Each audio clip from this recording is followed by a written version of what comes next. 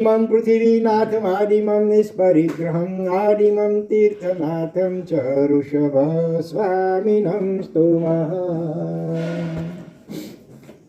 महान भक्ति योगाचार्य परम शासन प्रभावक आचार्य भगवान कौन श्री માનતુંગ સુરેશ્વરજી મહારાજા દ્વારા વિરચિત પત્તાપર મહાસ્તોત્ર એનો આપણો સ્વાધ્યાય ચાલુ છે। અત્યાર સુધીમાં આપણે 11 ગાથાઓનો અર્થ વિચાર્યો। આજે 12મી ગાથામાં પ્રવેશ કરીએ એનાથી પહેલા ગઈકાલની 11મી ગાથાના અર્થનું સંક્ષેપમાં પુનરાવર્તન કરી લઈએ। ગઈકાલની ગાથા શું હતી? દ્રષ્ટવા ભવંતમનિવેશ વિલોકનીયમ।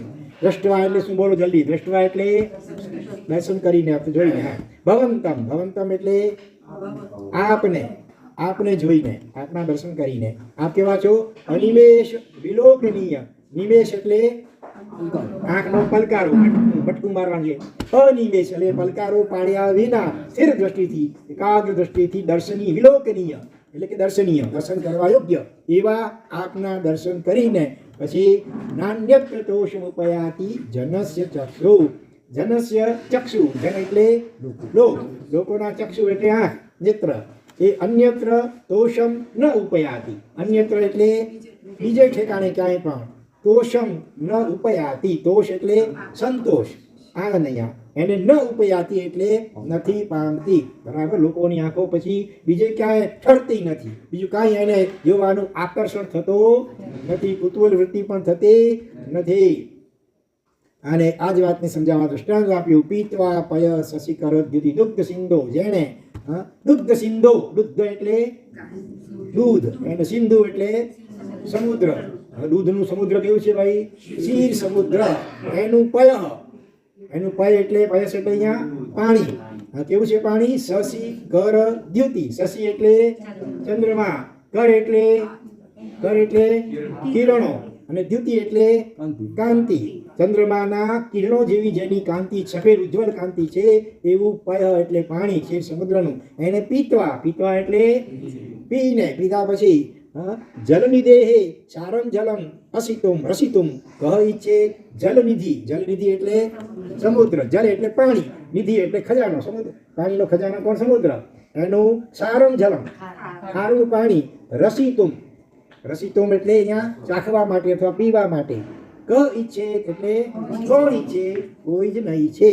આ રીતે 11મી ગાથામાં પરમાત્માના ભાવથી જે દર્શન કરે તો એટલો આનંદ થાય કે પછી બીજું ક્યાંય પૂતગલના રૂપ રંગ વગેરે જોવાની કુતૂહલ વૃત્તિ એનામાં થાય નહીં।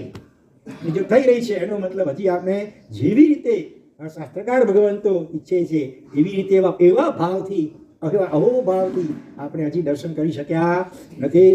પણ છતાં જેટલી શક્યતા હોય એ પ્રમાણે દ્રવ્યથી પણ દર્શન કરતા રહેવાનું છે। એમ કરતાં કરતાં ધીરે ધીરે ભાવ ફૂટાશે, ભાવની વૃદ્ધિ થશે, અને એક દિવસ આવો જ વિશિષ્ટ ભાવ આવશે પછી દુનિયામાં કોઈ પણ પદાર્થો આપણને આકર્ષી શકશે નહીં। માત્ર જોવાની પાંચે ઇન્દ્રિયોમાંથી કોઈ પણ ઇન્દ્રિયના વિષય આપણને સહેજ પણ ચલાયમાન કરી શકશે નહીં, આકર્ષી શકશે નહીં। હા, હવે આવો જ ભાવ હજી આપણે ફૂટવા માટે ફરી પાછી 12મી ગાથા એમાં પણ આવી જ વાત કરે છે કે ભગવાનનું શરીર કેવું છે, ભગવાનનું રૂપ કેવું છે, અદ્ભુત। તો પહેલા આપણે 12મી ગાથા શુદ્ધ ઉચ્ચાર પૂર્વક જીરાવીશું। યહી શાંત રાગ રુચિ ભી પરમાણુ ભીષ્મ, બોલો યહી શાંત રાગ રુચિ ભી પરમાણુ ભીષ્મ, નિર્માપિતસ્ ત્રિભુવનૈક લલામ ભૂત, નિર્માપિતસ્ ત્રિભુવનૈક લલામ ભૂત, તાવંત એવ ખલુ તે પ્યણવઃ પૃથિવ્યાં, તાવંત એવ ખલુ તે પ્યણવઃ પૃથિવ્યાં। ખ્યાલ કરજો, તે પ્યણવઃ પછી અર્થમાં તે પછી જે છે ડેશ આમાં નિશાની અવગ્રહ ચિહ્ન એને કહેવાય। અને એટલા માટે કે અહીંયા અંદરમાં છુપાયેલો છે, એનો ઉચ્ચાર કરવાનો નથી, સાયલેન્ટ છે। તે વત્તા અપી વત્તા અણવ, 3 શબ્દો છે આમાં સંધિ થયેલી છે। તે પ્યણવઃ, તે વત્તા અપી, અપીનો અ જે છે એ સંધિના નિયમ પ્રમાણે એ તેની અંદર છુપાઈ ગયો, સાયલેન્ટ થઈ ગયો છે। એને સૂચવવા માટે અવગ્રહ ચિહ્ન મૂક્યો છે, એનો ઉચ્ચાર કંઈ પણ કરવાનો હોતો નથી। તે પ્યણ, તે વત્તા અપી વત્તા અણવ, અપીમાં ઈ છે, પછી છેલ્લે અણવનો અ આવ્યો, ઈ પછી અ આવે તો ય થઈ જાય, એટલે તે પ્યણવઃ, બરોબર. યતે સમાનમ પરમ નહીં રૂપમસ્તિ.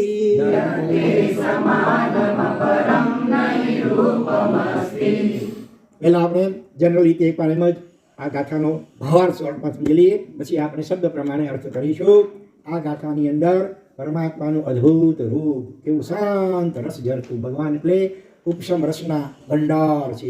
ભગવાન જેવું ઉપશમ રસ એટલે સમતા રસ, શાંત સુધા રસ આ જગતમાં બીજા કોઈનું હોઈ શકે નહીં. અને અહીંયા કવિ એમ કહે છે કે આ જગતમાં જેટલા પણ સારા સારા ઉત્તમોત્તમ શ્રેષ્ઠમાં શ્રેષ્ઠ શાંત રસના પરમાણુ જેટલા પણ વિશ્વમાં વ્યાપ છે ને, બધા જ પરમાણુ ભેગા થઈ અને એના દ્વારા આપના શરીરનું નિર્માણ થયું હોય એમ હું માનું છું, એમ મને લાગે છે. એનું કારણ એ છે કે આપણા જેવું આ જગતમાં બીજું કોઈ રૂપ જોવા મળતો નથી. અહીંયા એક ક્ષેત્રની અપેક્ષા, ભરત ક્ષેત્રની અપેક્ષા, બીજા અહિરો ક્ષેત્રમાં બીજા તીર્થંકર હોય તો એને માટે ત્યાં એવા પરમાણુ ભલે હોય, પણ આ ભરત ક્ષેત્ર કેટલું વિશાળ છે. વર્તમાન શોધાયેલ 5-6 ખંડ જે કાંઈ છે, America, Africa, Australia, Asia, Europe વગેરે, એ બધાએ આમાં ભરત ક્ષેત્રના નાનકડા વિભાગમાં સમાઈ જાય એટલું વિશાળ ભરત ક્ષેત્ર છે. 6 ખંડ પૃથ્વીમાં ચક્રવર્તી જેના ઉપર વિજય મેળવતા હોય છે. તો આખા એ ભરત ક્ષેત્રમાં જેટલા ઊંચામાં ઊંચા, સારામાં સારા, શ્રેષ્ઠમાં શ્રેષ્ઠ, પવિત્રમાં પવિત્ર, શાંતમાં શાંત એવા જે પૂતગલ પરમાણુઓ છે, બધા જ પરમાણુઓ ભેગા થઈને આપણું શરીર બનેલું છે એવું મને લાગે છે. કારણ કે જો બીજા પરમાણુ, એવા જ પરમાણુ બીજા બાકી હોય તો આપણા જેવું બીજા કોઈનું પણ રૂપ પછી બની શકે, એવું બીજું આપની બરોબરીમાં આવી શકે એવું આ જગતમાં કોઈ પણ બીજું રૂપ જોવા મળતું નથી. ચાહે એ દેવતા હોય કે ઇન્દ્રાણી વગેરે હોય, એવું પણ એમનું રૂપ નથી. એટલે મને લાગે છે કે એ પરમાણુ આ જગતમાં એટલા જ હશે. આવું ભાવ આ શ્લોકનો છે. ચાલો આપણે હવે શબ્દ પ્રમાણે અર્થ જોઈએ એકવાર.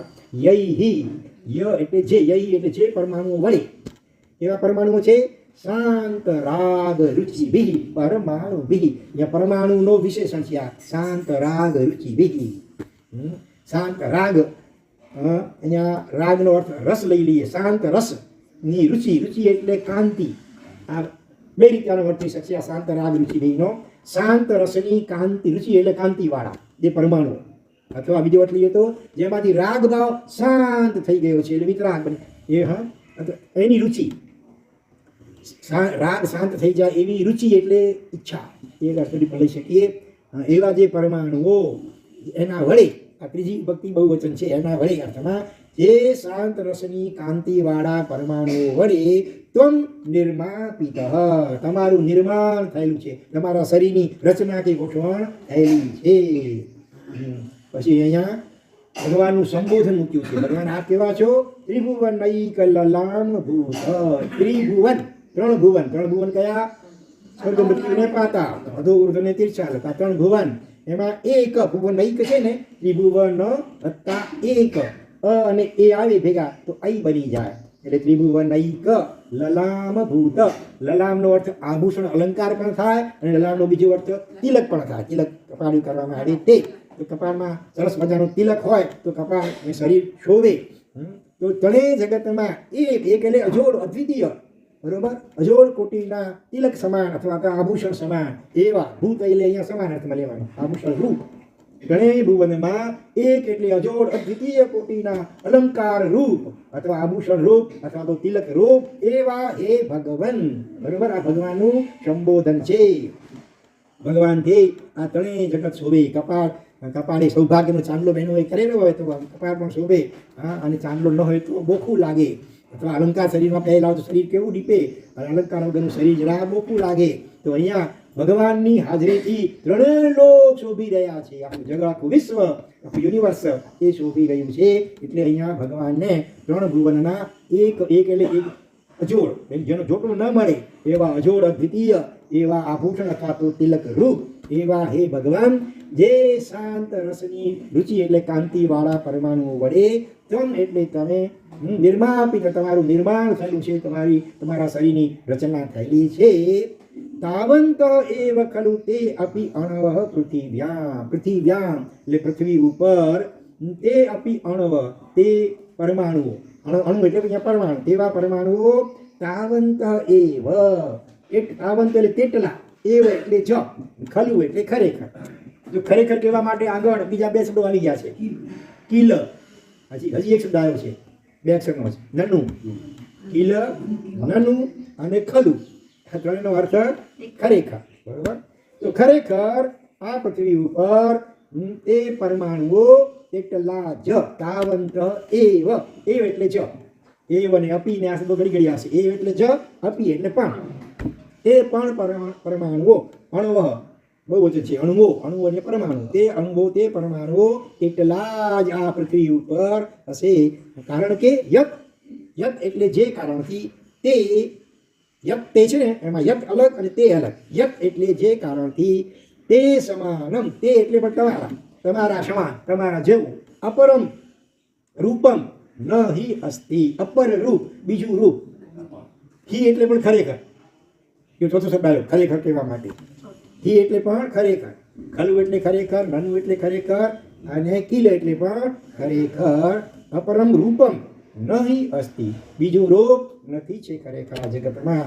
તે સમાનમ એટલે તમારા સમાન, તે એટલે તમારું, તવય હોય કે તે હોય કે તત હોય, બધાનો અર્થ તમારું થાય. તો તમારા સમાન અપરમ રૂપમ બીજું રૂપ આ જગતમાં ખરેખર ન અસ્તિ, નથી. જો જે પરમાણુ બીજા વધ્યા હોત તો બીજું પણ એવું રૂપ કોઈનું બની શકે, પણ એ પરમાણુ જગત જેટલા ટોપ મોસ્ટ, સારામાં સારા, શ્રેષ્ઠમાં શ્રેષ્ઠ, બેસ્ટમાં બેસ્ટ જે કહી શકો, હા એવા ઉત્તમોત્તમ પરમાણુ જગતમાં જેટલા હશે બધા પરમાણુઓ ભેગા, શરીર તો પરમાણુનું બનેલું છે ને પૂતગલોનું, એટલા એ પૂતગલ પરમાણુ શ્રેષ્ઠમાં શ્રેષ્ઠતા તે જાણે કે વિધા. હિન્દુઓની માન્યતા મળે તો બ્રહ્મા સર્જન કરે છે એમ કહીએ તો આપણા શરીરનું સર્જન જે થયેલું છે, નિર્માણ થયેલું છે, નિર્માણ આપી દો, નિર્માણ એટલે રચના, આપણું શરીર નિર્મેલું છે, રચેલું છે, એ ખરેખર એ પરમાણુઓ જેટલા જ હશે. કહેવાય છે આ જગતમાં સામાન્ય મનુષ્યો કરતાં જે એકદમ જાતિવંત ક્ષત્રિય હોય ને, ક્ષત્રિય રાજા, એનું તેજ એનું રૂપ બહુ કંઈક વિશિષ્ટ હોય બીજા સામાન્ય મનુષ્યો કરતાં, ઉત્તમ કોટીનો ક્ષત્રિય રાજા. આજે તો બધું વર્ણશંકર થવા લાગી ગયું એટલી વાત હતી. ખરેખર ખાનદાન પરંપરા ચાલી આવતી હોય એના કારણે રાજા એકદમ આમ પ્રતિભા હોય, એના કરતાં એ છે અનંત ગણું રૂપ એક સામાન્ય કોટીના વ્યંતર દેવતાનું હોય, એના કરતાં અનંત ગણું રૂપ ભવનપતિ નિકાયના 10-9 નિકાયોમાં એનું દેવતાઓનું હોય. પછી એનાથી વધારે એનું ગણું ચડિયાતું ભવનપતિનો પહેલો અસુરકુમાર નિકાયમાં હોય, એના કરતાં ચડિયાતું અનંત ગણું ચડિયાતું રૂપ ગ્રહ નક્ષત્ર અને તારામાં રહેલા જ્યોતિષી દેવો એમનું હોય, એના કરતાં અનેકાનેક ગણું ચડિયાતું રૂપ સૂર્ય અને ચંદ્રના જે અંદરના દેવો હોય, જ્યોતિષી દેવ એમનું હોય, એના કરતાં અનેક ગણું ચડિયાતું રૂપ. વૈમાનિક દેવલોકમાં પહેલાં બીજા દેવલોક, પછી બીજું ચોથું, પછી પાંચમું છઠ્ઠું સાતમું ઉપરોક્ત ચડતા જાવ રૂપ, ઉત્તરોક્ત રૂપ વધતું જાય, એમ કરતાં 9 ગ્રેવીય, એનાથી પણ ઉપર પંચ અનુત્તર વિમાન, એમાં સૌથી શ્રેષ્ઠ સર્વાર્થ સિદ્ધ વિમાનવાસી દેવતાઓ, એનું રૂપ એનું તેજ એવું અદ્ભુત હોય, એના કરતાં અનેકાનેક અનંત ગણું ચડિયાતું રૂપ ગણધર ભગવંતનું હોય, એના કરતાં પણ અનંત ગણું ચડિયાતું રૂપ એનું હોય. તીર્થંકર પરમાત્માની ટચલી આંગળી કહો અથવા પગના અંગૂઠાનો નખ કહો, એનું તેજ અને રૂપ આપણે કલ્પી ન શકીએ એવું અદ્ભુત અદ્ભુત અદ્ભુત હોય છે. એટલે જ પહેલા સ્તવનની અંદર પણ ઉપાધ્યાસી યશોવિજયજી મહારાજ શું કહે છે? કોડી દેવ મિલ કર ન શકે, એક અંગુષ્ઠ રૂપ પ્રતિછંદા, ऐसो अद्भुत रूप तिहारो, बरसत मानो अमृत के बूंदा, जय जय जय जय पार्श्वजिनंदा. પાર્શ્વનાથ ભગવાનના સ્તવનમાં બહુપાદે સરસ્વતી મહારાજે ભગવાનના અદ્ભુત રૂપની વાત કરી કે કોડી દેવ, કોડી એટલે કરોડ, કરોડો દેવતાઓ ભેગા થાય ને તો પણ આપણા જેવું રૂપ તો દૂર બનાવવાની વાત. દેવતાઓમાં શક્તિ અચિંત્ય હોય, આમ તો દેવતા ધારે ને ખાલી આમ વિચાર કરે, સહેજ કલ્પના કરે એ પ્રમાણે કરે એવું બની જાય. પોતાના લાખો રૂપો દેવતાઓ બનાવી શકે ક્ષણવારમાં. જ્યારે એવા રૂપો તરત વિચાર કરે અને એ પ્રમાણે તરત થઈ જાય, એવી શક્તિ જેમનામાં હોય એવા દેવતા એક બે નહીં, કરોડો દેવતાઓ ભેગા મળી કરીને કદાચ પ્રયત્ન કરે આપના જેવું રૂપ બનાવવા માટે, એ એમના માટે તો અશક્ય છે. એમને આખું રૂપ જવા દો, કે છે કે પગના અંગૂઠા જેવું એક અંગુષ્ઠ રૂપ, આપના એક અંગૂઠાના રૂપનું પ્રતિછંદ, એટલે એના જેવું જ બિલકુલ રૂપ બનાવી શકે નહીં. એવું એસો અદ્ભુત રૂપ તિહારો, તિહાર એટલે તમારો ભગવાન આવ્યો અદ્ભુત આપનું રૂપ છે, કે બરસત માનું અમૃત કે બુંડા, જાણે અમૃત ટપકતું હોય આપણા નેત્રોમાંથી, આપણા પ્રત્યેક અંગ પ્રત્યંગમાંથી આમ જાણે અમૃત ઝરતું હોય એવું અદ્ભુત અનુપમ અવર્ણનીય આપનું અદ્ભુત રૂપ હોય છે. તો વળી અહીંયા એક સવાલ થાય, બોલો કોઈને સવાલ થાય? આ સાંભળ્યા પછી કોઈને કઈ મનમાં પ્રશ્ન થાય છે? અહીંયા શું કહે છે? કરોડો દેવતાઓ ભેગા મળે ભગવાન તો પણ આપણા અંગૂઠા જેવું પણ રૂપ ન બનાવી શકે. પણ બીજી બાજુ વળી કઈ સાંભળ્યું છે? વિરોધાભાસ થાય. સમવસરમાં ભગવાન પોતે પૂર્વ દિશા સન્મુખ મુખ રાખીને બિરાજમાન થાય, બાકીની ત્રણેય દિશાઓમાં બિલકુલ આબેહૂબ ભગવાનનું ક્લોનિંગ જેને કહે છે ઝરફ ટોપી, એવું ને એવું રૂપ દેવતાઓ ભક્તિથી પ્રેરાઈને મૂકતા હોય છે, જેથી સમવસર વર્તુળાકાર ગોળ હોય. તો કોઈ પણ દિશામાં, દિશા કેવી દિશામાં કોઈ પણ શ્રોતાઓ બેઠા હોય, દરેકને એમ જ લાગે કે ભગવાન મારી સામે જોઈને મારા જીવનમાં કે મનમાં જે પ્રોબ્લેમ છે, મૂંઝવણ છે, એ પ્રશ્ન છે, એનો પ્રત્યુત્તર આપી રહ્યા છે. એમ દરેકને પોતપોતાની ભાષામાં, મનુષ્યો દેવતાઓ પશુ પક્ષી દરેકને પોતપોતાની ભાષામાં ભગવાનની દેશના સમજાય, સાથે સાથે પોતાને એમ દરેક વ્યક્તિને અલગ અલગ જે જરૂરી હોય, એનું જે જીવનમાં ખાસ મુશ્કેલી હોય, મૂંઝવણ હોય, એ પ્રશ્નનો જવાબ જ્યારે મળે એવી રીતે એવું સમજાય. દરેકને એમ જ લાગે કે ભગવાન મારી સામે જ જોઈ રહ્યા છે. હા, ઘણા ફોટા હોય એવા ભગવાન વગેરેના, એવા એંગલથી લીધા આવ્યો હોય, તમે ક્યાં ઉભા રહો તેમ લાગે આપણે અહીંયા હો કે અહીંયા ઉભા આપણી સામે જ હોય છે. અને એનાથી વિપરીત એવું પણ હોય એ તમે સામે ઉભા રહો ને તો પણ લાગે કે આપણી સામે હોતા ને બીજી ક્યાં જુએ છે. બે અલગ અલગ ક્વોલિટી હોય છે. તો અહીંયા દરેક શ્રોતાઓને લાગે કે ભગવાન મારી સામે જોઈને મારા માટે મારી જરૂર, મને જે જરૂર ઉપયોગી છે એ જ બોલી રહ્યા છે. આવું ભગવાનનો અતિશય હોય છે, માટે રચી શકે છે, નહીં તો દેવતાની તાકાત નહીં કે ભગવાન જેવું રૂપ વિપોવી શકે. બરોબર? આ તો ભગવાનનો જે એક અતિશય છે એ એમના પ્રત્યેની વિશિષ્ટ ભક્તિથી પ્રેરાઈને દેવતાઓ બધા શ્રોતાઓના હિતને માટે આવું આબેહૂબ રૂપ વિપોવી શકે છે, નહીં તો દેવતાઓની તાકાત નહીં. કરોડો દેવતા ભેગા થઈને પણ ભગવાનના ચરણના અંગૂઠા જેવું પણ રૂપ બનાવી શકે. આવું અદ્ભુત રૂપ પરમાત્માનું હોય છે.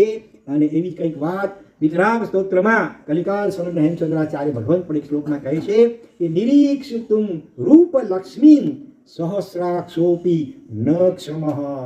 એ ભગવાન આપની રૂપરૂપી જે લક્ષ્મી અથવા શોભા એની નિરીક્ષણ કરવા જોવા માટે સહસ્રાક્ષ, સહસ્ર એટલે 1000, અક્ષી એટલે 1000 આંખ વાળો ઇન્દ્રનો 1000 આંખ પણ કહેવાય છે.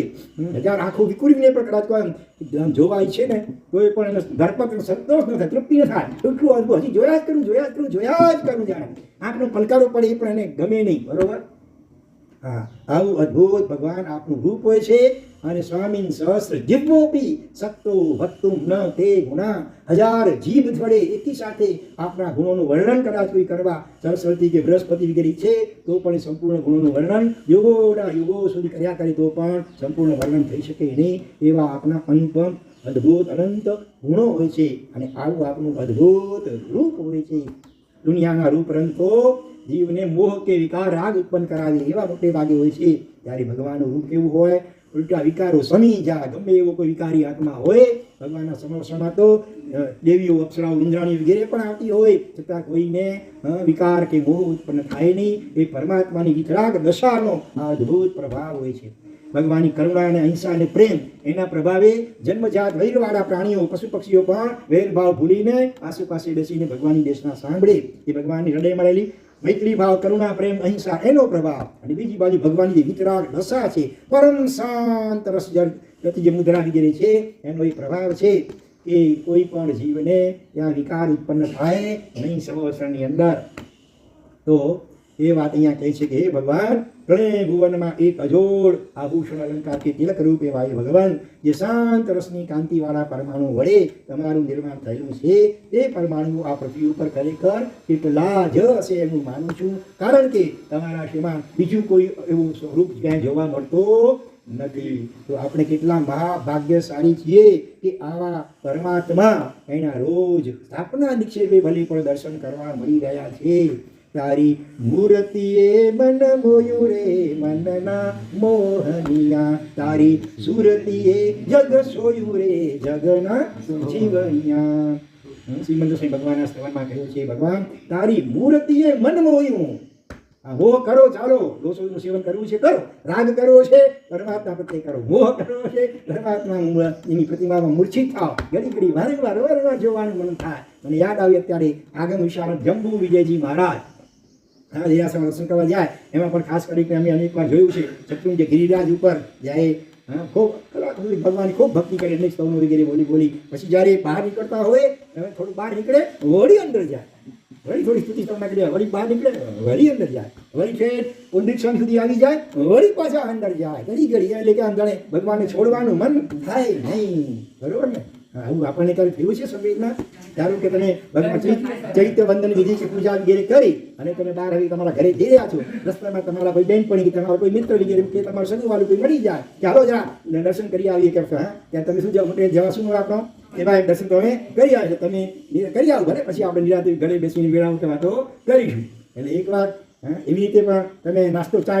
કરી નીકળી આવો અને વળી કોઈ આગ્રહ કરે તો એના માન ખાતા 50-50 કરો કે ન કરો દુકાને જેટલા ગ્રાહક આવે પછી ચાય મંગાવો ને 50-50 કરવું જ પડે બરાબર ને હા એવી રીતે આપણે ભગવાનની દર્શન ભક્તિ કરીને નીકળ્યા હોઈએ અને પછી બીજી વાર પણ ખાલી કોઈ કહે તો પણ ટ્રાય કરીને આપણે હજી એટલી આપણી કચાશ છે આપણી આ છૂટી છે કે એમ થાય કે ચાલો સારું થયું આ મોકો મળ્યો ફરી ચાલ બીજી વાર ત્રીજી વાર સંતોષ જ ન થાય ભગવાનની ભક્તિનો રંગ ખરેખર લાગે તો કલાકોના કલાકો આખો દિવસ નીકળી જાય ભગવાનના દર્શન અને ભક્તિ કરતા તોય જાણે ઓછું લાગે અધ્યાત્મ યોગી પરમ પ્રભુ ભક્ત એવા આચાર્ય ભગવાન વિજય કલાપુરુષ વિશ્વજી મહારાજા સાહેબ માંડવીમાં ચોમાસું હતું ને ઠેક 1 કિલોમીટર દૂર દરિયા કિનારે એકાંતમાં પ્રત્યા એક દેરાસર છે અજીતનાથ ભગવાનનું કોઈ દર્શન કર્યા છે ભાઈ કચ્છ માંડવીમાં છે દરિયા કિનારે છેવાડે એકદમ છે આપણે તો બાજુમાં હોય તોય ઘણી વાર અરસ કરીએ પછી છેવાડે છે દૂર ક્યાં કોણ જાય કર્યા છે પેલા ભલે હા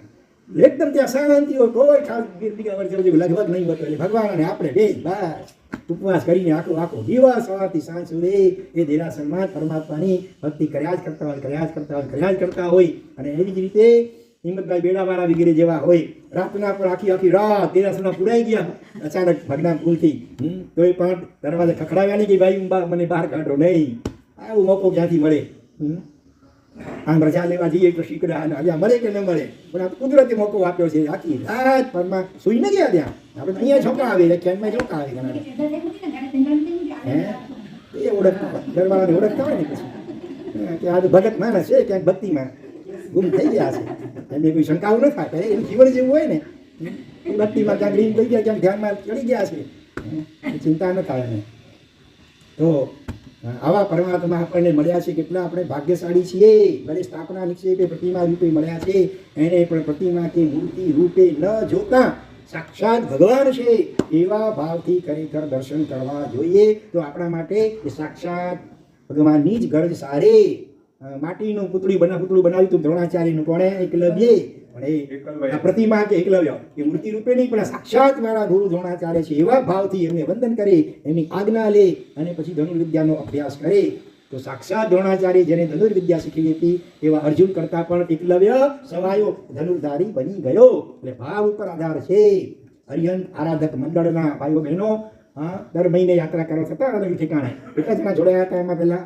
અત્યારે તો વિસર્જન થઈ ગયું મંડળનું પણ એકવાર એ બધા બદ્રી કેદાર બાજુ ગયેલા હિમાલય બાજુ ત્યાં કહેવાય છે કે આપણા આદિનાથ ભગવાન કે ગયા છે અત્યારે વૈષ્ણવોના હાથમાં છે એ લોકો આખા આ શરીર કપડાં પહેરાવીને એ લોકો એની રીતે બધી ઉપાસના કરતા હોય ખાલી ચહેરો ખુલ્લો હોય અને એને જોઈને પણ કચ્છી ભાઈઓ આપસમાં કચ્છીમાં વાત કરવા લાગ્યા કે એ મૂર્તિ કેવી ખાસી હે ને આ શબ્દ ત્યાંનો પૂજારી સાંભળી ગયો ભલે એ કંઈ કચ્છી જાણતો નહોતો પણ મૂર્તિ શબ્દ જે બોલ્યા એના ભાવ ઉપર ખ્યાલ આવી ગયો કે આ લોકો ભગવાનની મૂર્તિ કે છે તો પૂજારી એકદમ નારાજ થઈ ગયો ગંભીર થઈ ગયો અરે આપ લોકો ક્યાં બોલ रहे ये मूर्ति थोड़ी है तो हमारे भगवान है साक्षात भगवान है आप इसको मूर्ति क्यों कहते हैं જેવો શબ્દ પ્રયોગ કરીએ ને એવા ભાવો આવે મૂર્તિ કે પ્રતિમા છો તો એડો ભાવ વચ્ચે પથ્થર છો તો એડો ભાવ વચ્ચે અને ભગવાન છો તો ભગવાન કેવા સરસ છે આવું બોલવું જોઈએ આપણા અજ્ઞાનતા થોડીક છે હજી ઘણી ઠેકાણે આવા શબ્દો સાંભળવા મળે મૂર્તિ કેડી ખાસી જાય પ્રતિમા કેડી ખાસી જાય એમને બોલતા આ ભગવાન કેવા સરસ છે એ શબ્દ પ્રયોગ થવો જોઈએ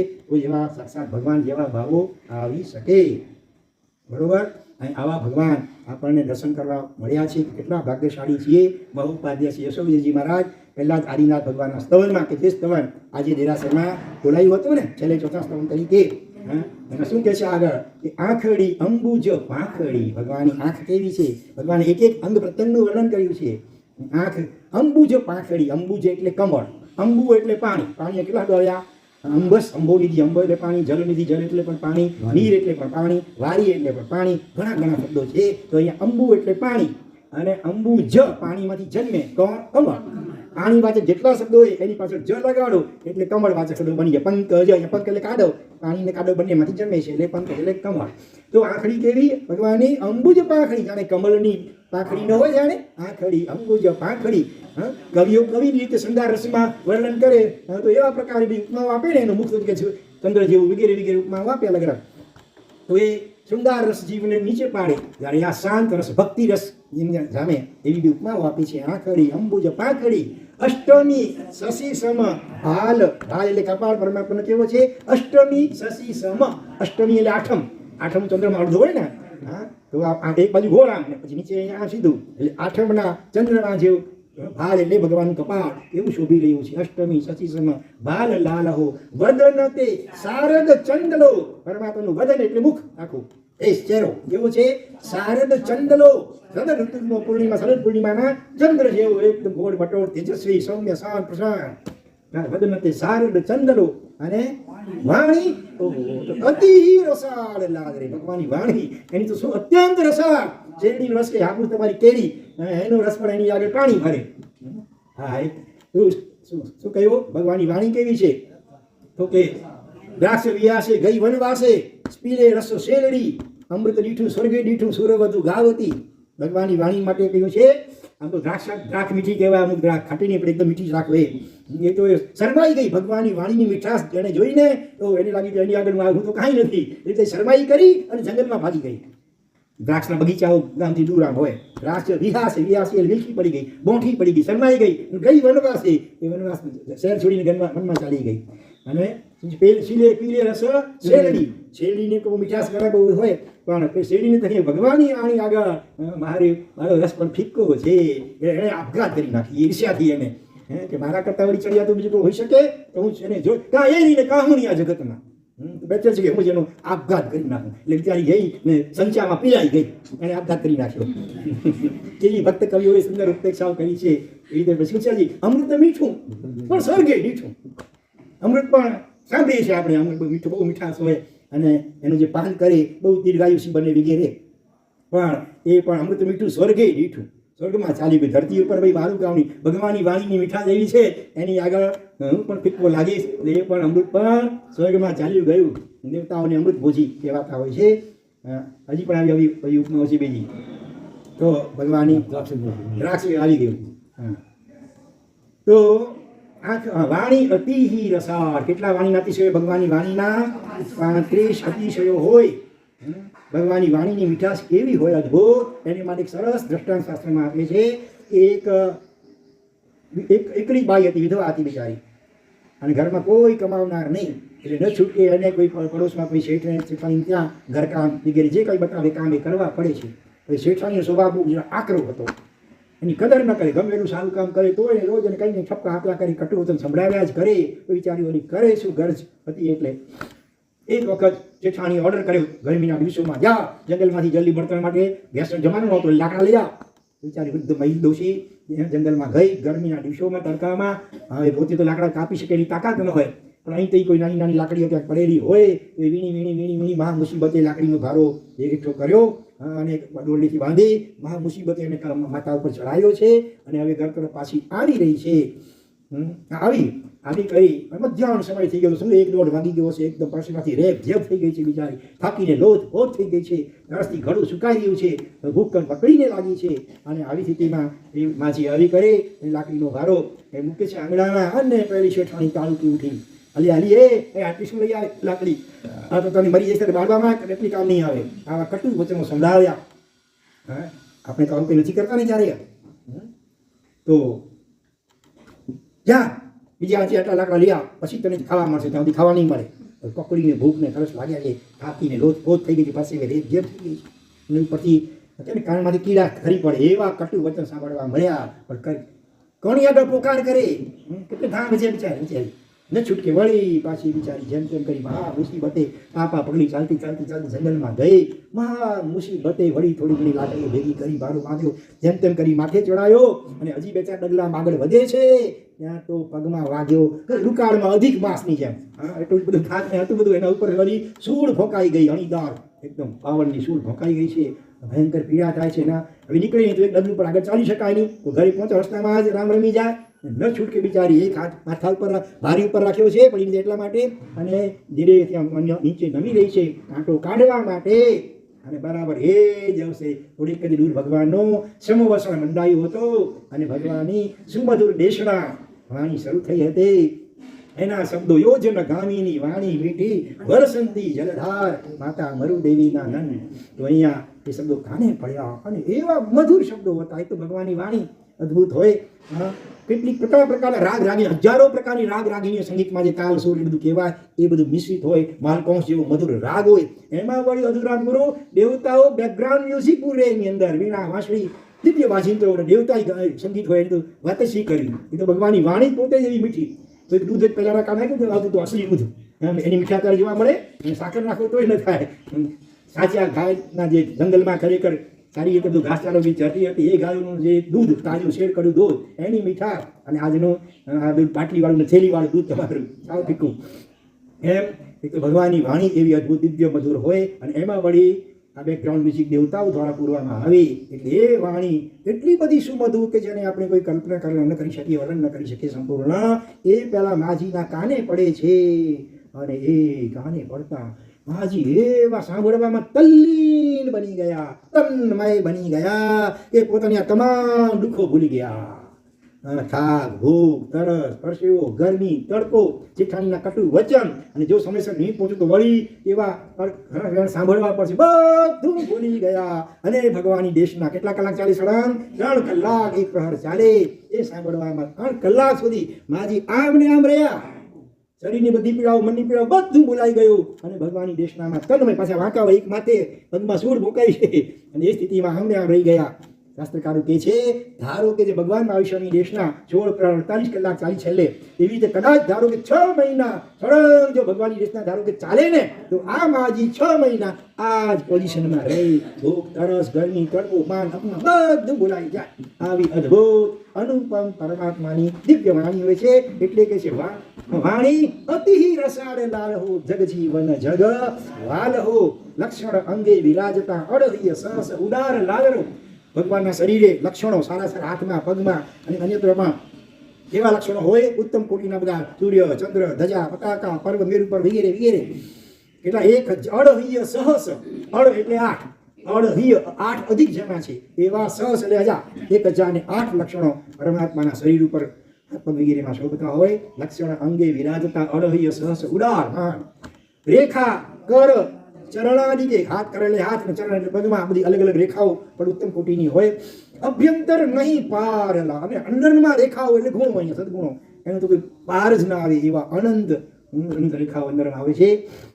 ઇન્દ્ર, ચંદ્ર, રવિ, ગિરિતણા ગુણ લહી ઘડિયું અંગ લાલ રે, પણ ભાગ્ય ક્યાં થકી આવ્યું અચરી જ એ ઉત્તંગ લાલ રે. ભગવાનનું શરીર જે ઘડાયું છે ને નિર્માણ, અહીંયા જય શાસ્ત્રાનું નિર્માણ, એવી રીતે ઇન્દ્રમાંથી એક ગુણ લીધો રૂપનો. ઇન્દ્ર જેવું ન, ઇન્દ્ર કરતા નથી, ઘણું ચડી આવતું હોય પણ સમજી લો. જગતની અપેક્ષાએ શ્રેષ્ઠમાં શ્રેષ્ઠ ઇન્દ્રનું રૂપ કહેવાય. ઊંચી કોટીના 12મા લેવલોકના ઇન્દ્ર. ઇન્દ્ર, ચંદ્ર, ભગવાન જે ચંદ્ર પછી શીતળતા લીધી. શરદ પૂર્ણિમાના ચંદ્ર, બાકી તો ભગવાન ચંદ્રેશુ નિર્મળેરા, કરોડો અસંખ્ય ચંદ્ર ભેગા થયા એના કરતાં વધુ નિર્મળ, વધુ શાંત, શીતલ હોય છે. પણ એ શીતળતાનો ગુણ ચંદ્રમાંથી લીધો. ઇન્દ્ર, ચંદ્ર, રવિ એ જ ભગવાનનું પ્રકાશ, એ સૂર્યમાંથી ચાલુ કીધું હોય. અને ગિરિતણા, ગિરી એટલે પર્વત, પર્વતમાં કયો ગુણ?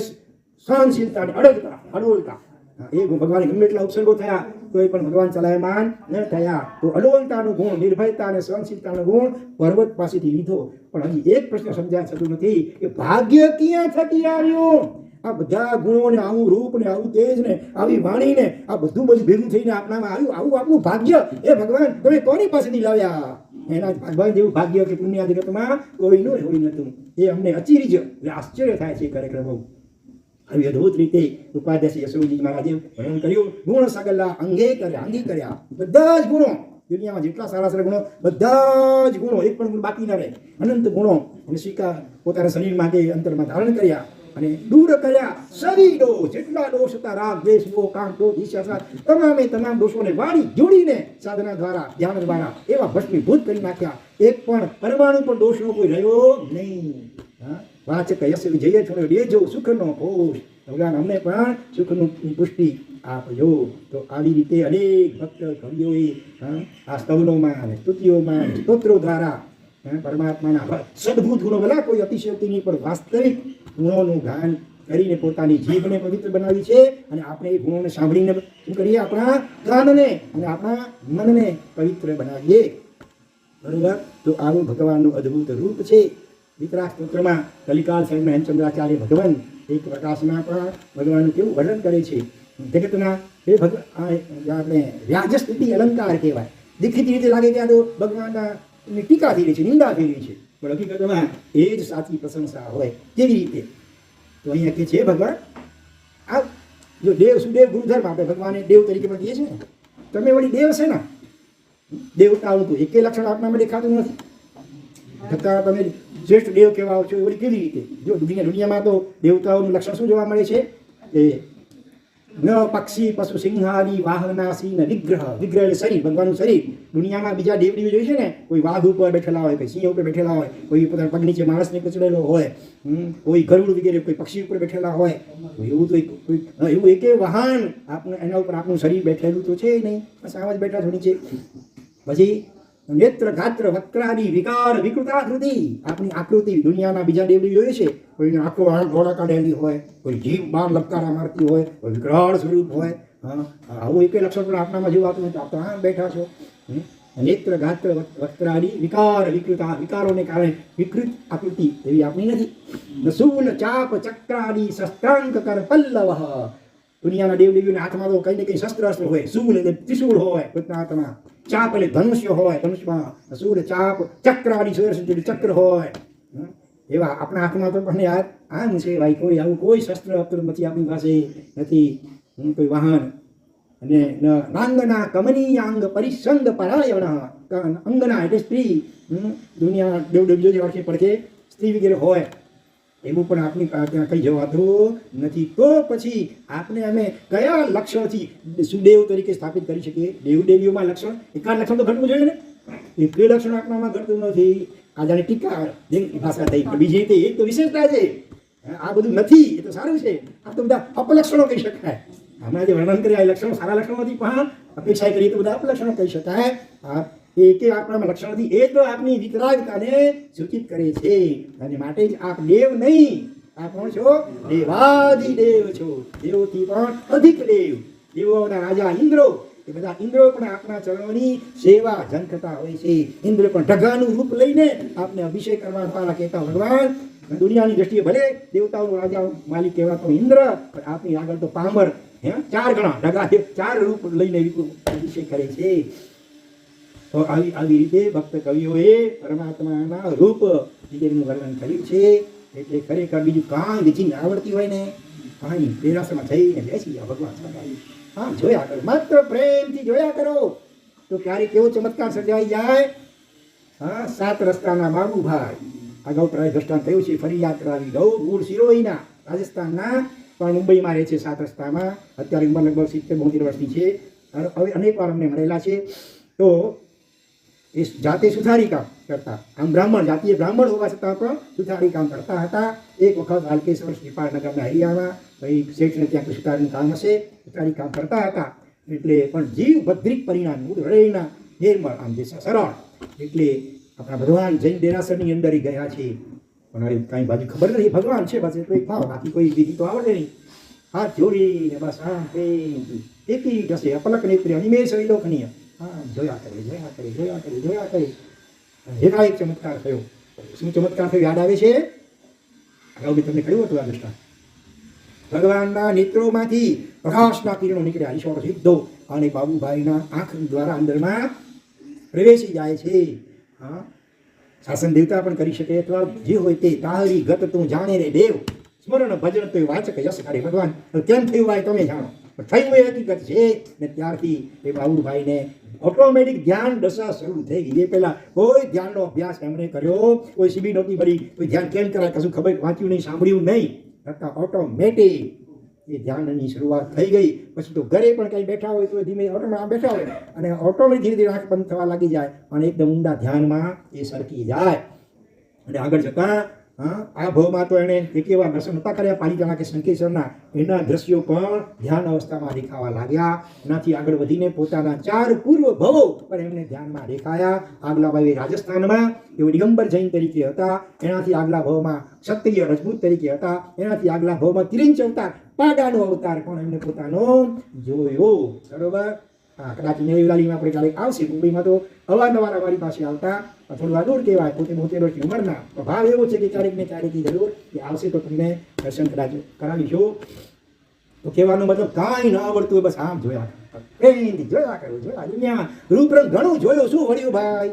કેટલી મૂવીઓ, કેટલી સિરિયલો, કેટલા પિક્ચરો, કેટલા શરીરોને કપડાં વગેરેના બંગલા મકાનને આના બધા રૂપરંગ જોયા. શું વળ્યું? અત્યારે ઉલટી આંખો મલિન બની, ચિત્ત નથી મલિન બન્યું, વિકારી બન્યું. અને પરમાત્માના દર્શન ખાલી આમ કર્યા કરશું પ્રેમથી, વિકારો બધા ધોવાઈને સાફ થશે. આજ એનું પ્રાયશ્ચિત સમજી લો. આલોચના આલોચના લેવા આવો ને ઘણી વાર તો આંખનો જે દુરુપયોગ કર્યો છે, બીજાના દોષો જોયા છે, બરોબર ને, ગુણો જોવાને બદલે જે સદવાંચન કરવું જોઈએ આપણે એની આળસ કરી છે. સદવાંચન કરવા યોગ્ય નથી કર્યું, બીજાના ગુણો જોવા યોગ્ય નથી જોયા, બલકે દોષ બીજાના વધારે જોયા છે. બરોબર. ઇતિહાસનું પાલન કરવા માટે આંખનો ઉપયોગ કરવો જોઈતો હતો, એને બદલે આમ ચંદા ખોડિયા બારીને મોટે ભાગે ચાલ્યા. જીવોની કેટલી વિરાધના કરી અને ઉદ્ગલના રૂપરંગ જોઈને વિકાર થયા. તો આ બધા દોષો અને પાપોનું પ્રાયશ્ચિત કરવું હોય તો બને એટલો વધુ સમય બાર દેરાસરમાં પણ અને બાકીના સમયમાં ઘરે પણ પરમાત્માની છબી રાખો. મનોહર તમે જે ભગવાન ગમતા હોય, શંકેશ્વર પાર્શ્વનાથ અહીંયા બે સામે છે, આદિનાથ દાદા હોય, કંઈક બોધરાજ શાંતિનાથ ભગવાન હોય, ગિરનારના નેમિનાથ ભગવાન બાલ બ્રહ્મચારી, બસ એની છબી સામે રાખો અને બસ આંખમાં ફરોવી ભગવાનની ને પ્રેમથી જોયા કરો, જોયા કરો, જોયા કરો. ઓટોમેટિક તમારા વિકલ્પો ઓછા ઓછા ઓછા ઓછા ઓછા થતા જશે.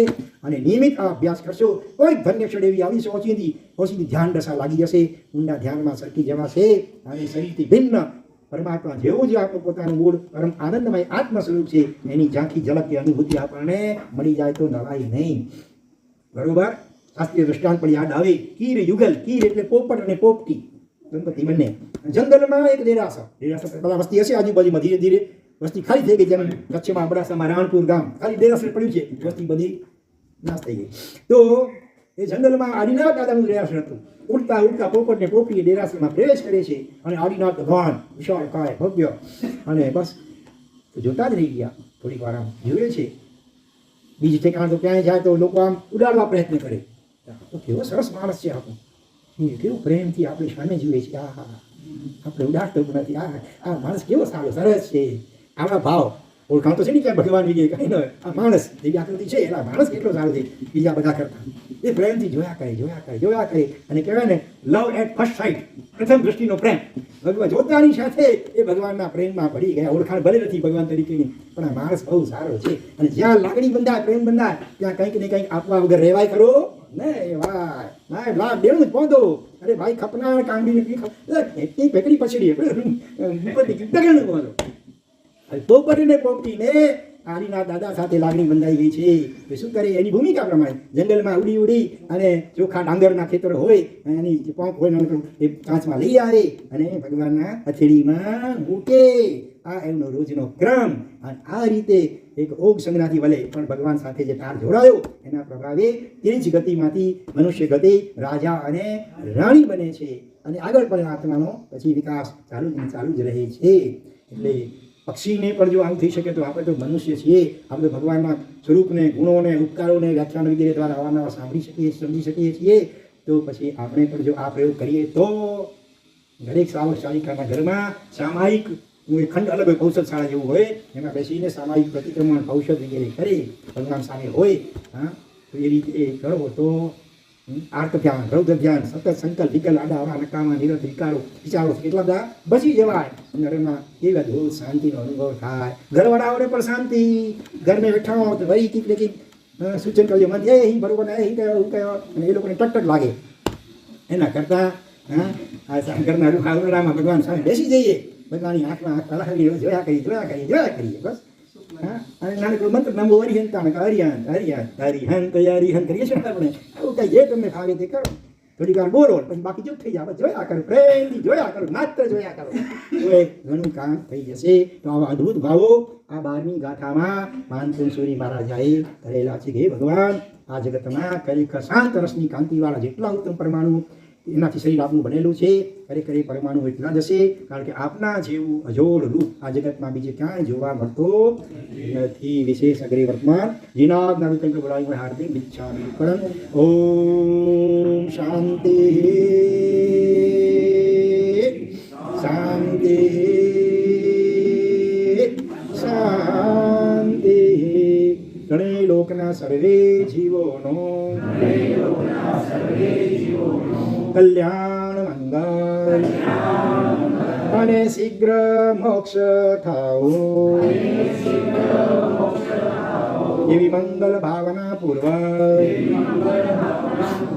ઓમ રીમ નમો હરિહંતાણામ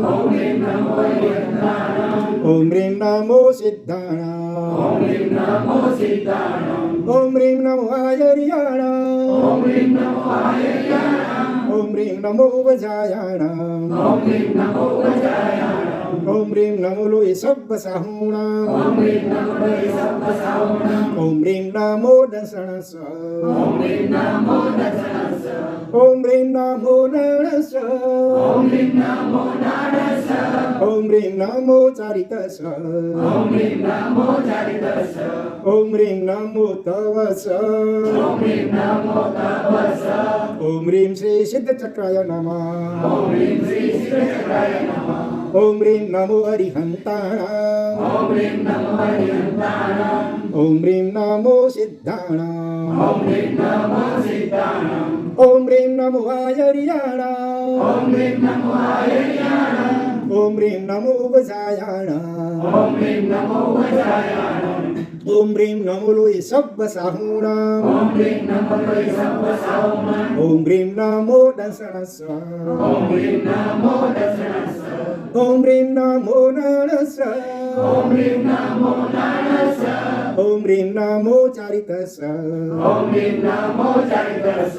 ઓમ રીમ નમો તવસ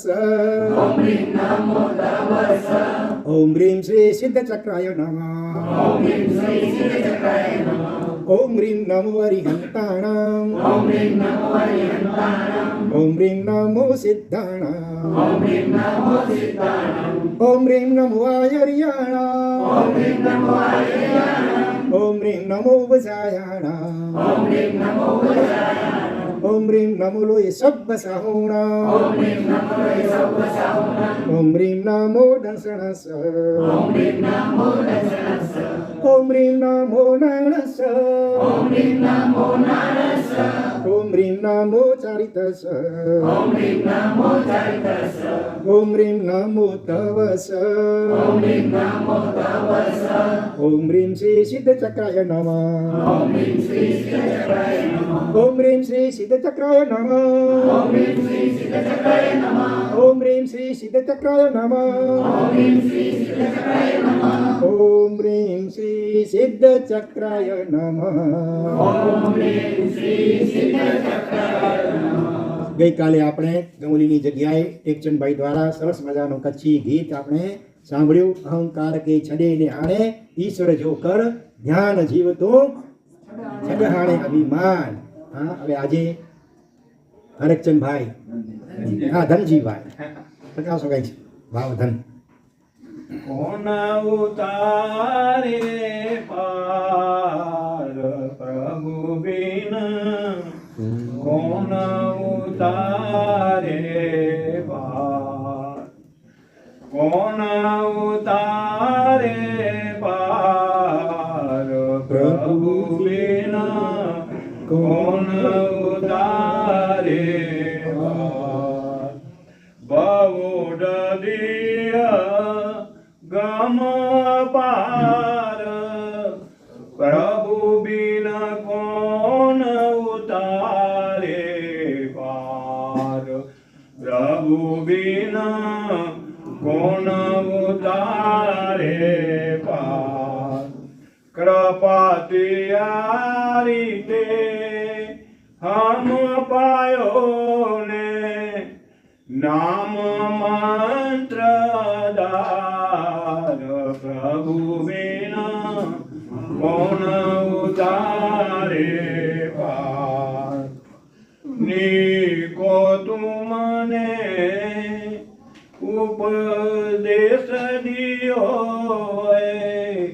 નીકો તું મને ઉપદેશ દિયો સબ જીવન કો સાર પ્રભુ બિના કોન ઉતારે પાર હલકે હૈયે ચાલ સે નિકસે હલકે હૈયે ચાલ સે નિકસે બૂढ़े जे सिरवार प्रभु बिना गुण गुहारे भार उपकारी को नहीं विसरिए उपकारी को नहीं विसरिए यही दान अधिकार प्रभु बिना गुण उतारे पार धर्म पाल प्रभु तुम मेरे तारक धर्म पाल प्रभु तुम मेरे तारक कयूं बोलूं उपकार प्रभु बिना कौन उतारे पार कौन उतारे पार प्रभु बिना कौन उतारे पार धन्यवाद। माता पिता को नहीं विसरिए माता पिता को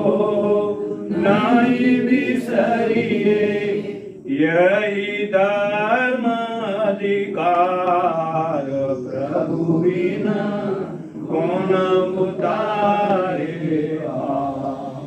कितना अच्छा સરસ। આવતીકાલે કોણ બોલશે હવે કોને ભાવ છે પહેલો ઈ પહેલો નવા હોય તો નવાને પહેલો ચાન્સ નહીં તો પછી આ તો છે નહીં તો પછી આપણે પ્રવીણભાઈ ટેકચંદભાઈ ધનજીભાઈ તો છે હા હા સારું।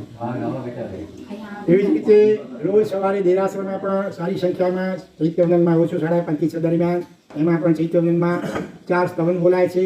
એક સ્તવન સાધુ ભગવંતોમાંથી, એક સાધ્વીજીમાંથી, એક શ્રાવક અને એક શ્રાવિકાઓમાંથી। જેમને પણ સારા સ્તવનો આવડતા હોય, સારો કંઠ ભાવ સારા હોય તો એ રીતે લાભ લેતા રહેજો, બરોબર।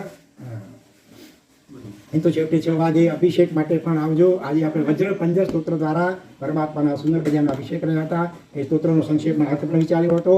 આવતીકાલે ત્રીજું સ્મરણ ભગવાન મહાવીર સ્વામીની સ્તવનારૂપ પાદલિપ્ત સુરી જેમના નામથી પાલિકાના નગર વસ્યું છે એ એમનાથી એ છે મહાવીર સ્વામીનું સ્મરણ છે ત્રીજું છે જય નવ નલિન કુબલય યસ્ય છે। એમાં કહેવાય છે કે સુવર્ણ સિદ્ધિ રસ અને સાથે આકાશગામીની વિદ્યા એનો આમનાય અહીંયા ગુપ્ત રીતે એની અંદર વણી લેવામાં આવ્યો છે। બહુ પ્રભાવશાળી આ સ્તોત્ર છે તો જરૂર 6-1 વાગે આવી કરી અભિષેકની સાથે આ સ્તોત્ર શ્રવણનો પણ લાભ લેજો।